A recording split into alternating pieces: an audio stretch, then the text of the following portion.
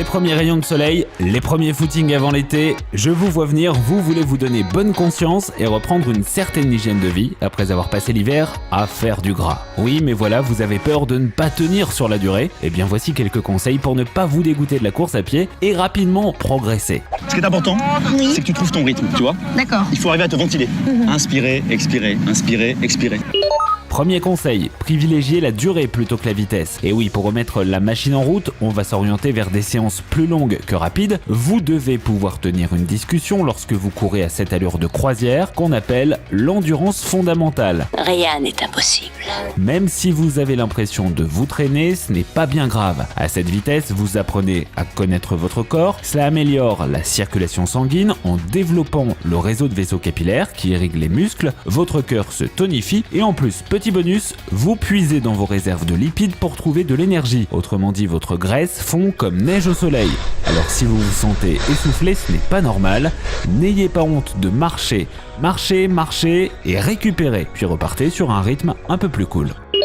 Deuxième conseil, fixez-vous un objectif. Je parle d'un objectif raisonnable. Si vous commencez tout juste à courir, ça peut par exemple être de faire une sortie de 30 minutes sans vous arrêter. Pour l'atteindre, vous irez progressivement en augmentant vos sessions d'1 ou 2 minutes à chaque fois. C'est suffisant et vous verrez rapidement la progression.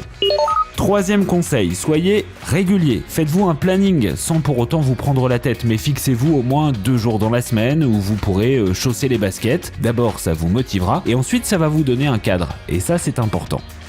Quatrième conseil, ne cherchez pas d'excuses. Sauf avis de tempête, rien ne vous empêche de courir. Il pleut, on se couvre et on sort le kawaii. Il fait trop chaud, on attend la soirée et on s'hydrate régulièrement. Vous êtes fatigué? Ne vous affalez pas sur le canapé. Mettez-vous en marche et courez, ça va vous rebooster. Cinquième conseil, ne regardez pas vos pieds. Ne courez pas pour courir, courez pour vous évader. Perdez-vous dans le paysage qui vous entoure, admirez la nature, la ville, le ciel, les gens. C'est si bon de partir n'importe où. Dernier conseil, achetez de bonnes chaussures. Ayez pitié de vos articulations. Elles supportent 5 à 6 fois votre poids quand vous courez. Alors pour éviter la blessure, on oublie la vieille paire de baskets qui a traîné pendant 4 ans au placard et on file dans un magasin de sport et surtout, on se fait conseiller. Les vendeurs sont de plus en plus compétents en la matière. Vous trouverez rapidement chaussures à votre pied en fonction de votre poids, votre morphologie et votre type de foulée.